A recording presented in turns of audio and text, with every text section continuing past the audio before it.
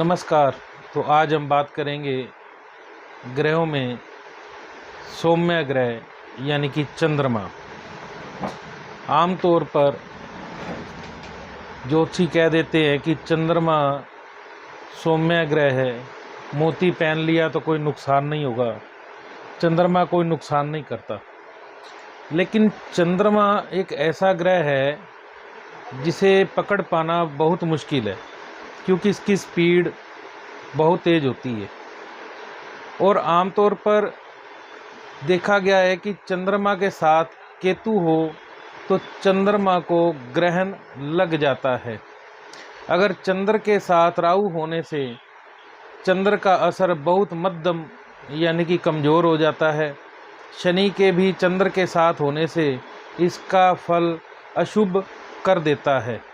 दूसरे शब्दों में चंद्र के शत्रु यानी कि राहु केतु शनि का किसी तरह से भी चंद्र से संबंध हो या टकराव हो तो चंद्र का फल बहुत ही अशुभ माना जाता है।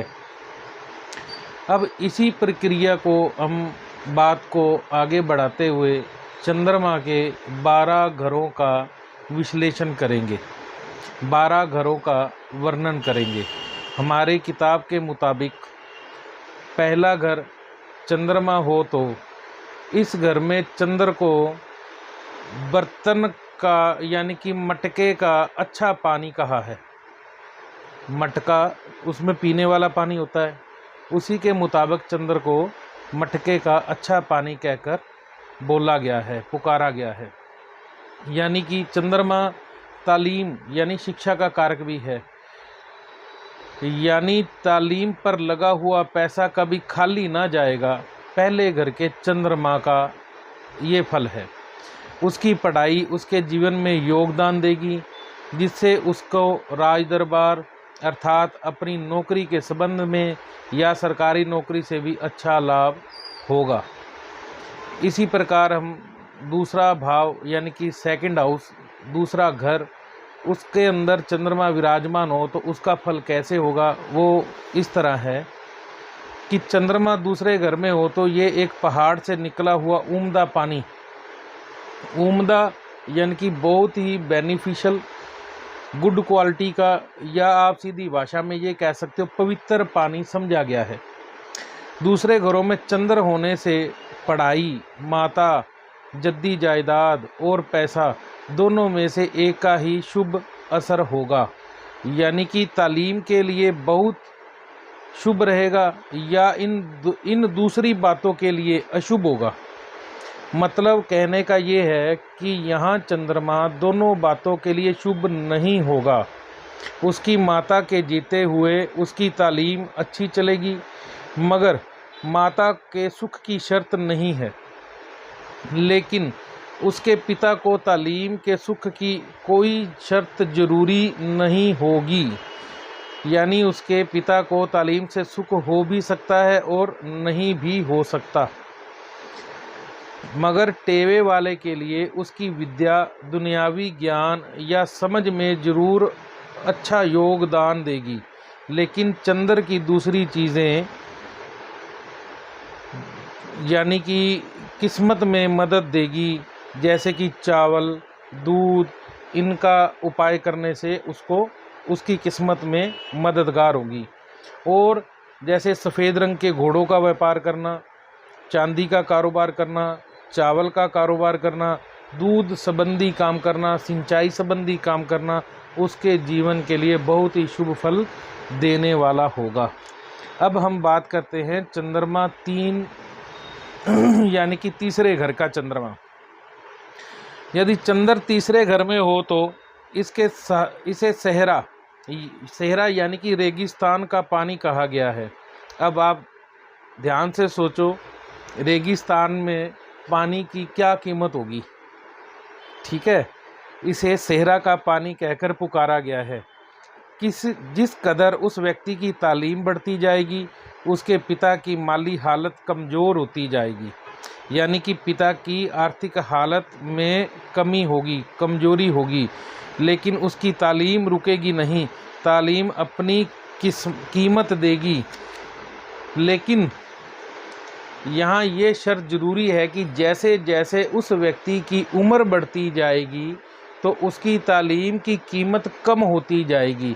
या उदाहरण के तौर पे आप कह सकते हैं, ऐसा आदमी तालीम के महकमे में यानी कि टीचिंग लाइन में होते हुए भी वह ज़्यादा उन्नति नहीं कर पाएगा।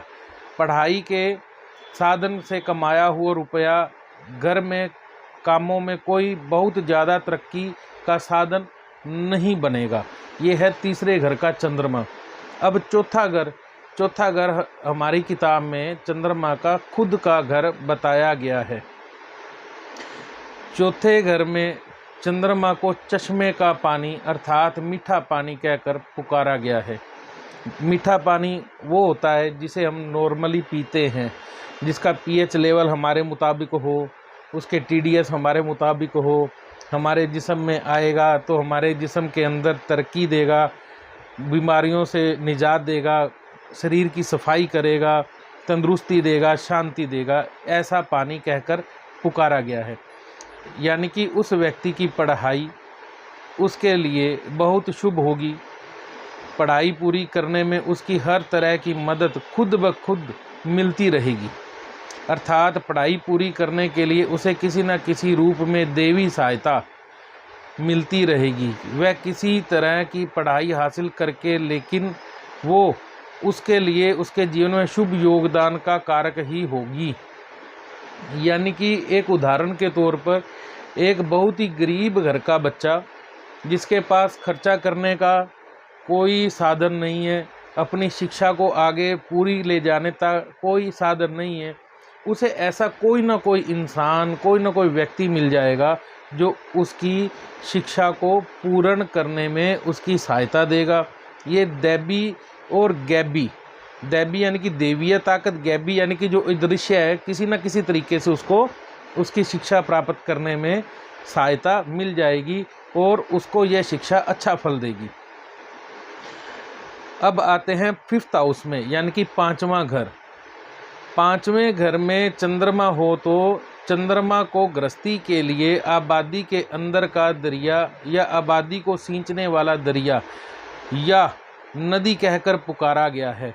इसका मतलब यह है कि तालीम पर लगाया हुआ पैसा पढ़ाई की पूरी कीमत नहीं देगा, मगर ऐसा आदमी अपने बच्चों की तालीम को पूरा करने पर पूरा ध्यान देगा।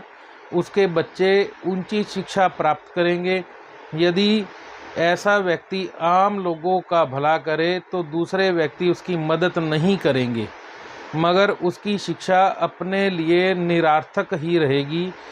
तालीम की कीमत का कोई इतना बड़ा लाभ उसे हासिल ना होगा। अब बात करते हैं छठे घर के अंदर विराजमान चंद्रमा की। इसको पाताल का पानी यानी कि कुएं का पानी या हैंडपंप का पानी या अंडर जो ज़मीन के अंदर जो मोटर डाल के आप पानी खींचते हैं ना, उसका पानी कहकर पुकारा गया है। इसका मतलब यह है कि उसकी शिक्षा उसके लिए बहुत शुभ फल देगी, लेकिन उसको अपनी शिक्षा को पूरा करने के लिए कई तरह की मुश्किलों का, कई तरह की जद्दोजहद, कई तरह की अड़चनों का सामना करना पड़ेगा। लेकिन जब वो शिक्षा पूर्ण करेगा तो वही शिक्षा, वही ज्ञान उसके जीवन को आगे बढ़ाने में मददगार साबित होगा। अब हमने यहाँ बात की पहले 6 घरों में चंद्रमा की बारे में। अब हम बात करेंगे अगली वीडियो में बाद के घरों में, यानी 7 से लेके 12 घर तक चंद्रमा के होने का फल क्या है। अब यहाँ एक बात जाते जाते और कहना चाहता हूँ कि जैसे शुरुआती दौर में मैंने बोला कि चंद्रमा के साथ केतु का मिलन हो जाए, यानी कि दोनों की युति हो जाए तो ग्रहण योग बनता है। यानी कि चंद्रमा को केतु ग्रहण लगाते हैं और चंद्रमा की कीमत में यानी कि उसके फल में कमी हो जाती है। ऐसे ही राहु जब चंद्रमा के साथ बैठ जाएं तो राहु भी चंद्रमा को बिगाड़ देते हैं। शनि विराजमान हो जाएं चंद्र के साथ तो दोनों मिलके विष योग बनाकर व्यक्ति की यानी कि जातक की लाइफ में अपना किरदार अदा करते हैं। इन योगों को देखकर, इन योगों को समझकर फिर ही आगे चलना चाहिए। इसके लिए आप हमसे संपर्क कर सकते हैं ताकि आप जो बिल्कुल ठीक बनता उपाय करके आने वाली लाइफ में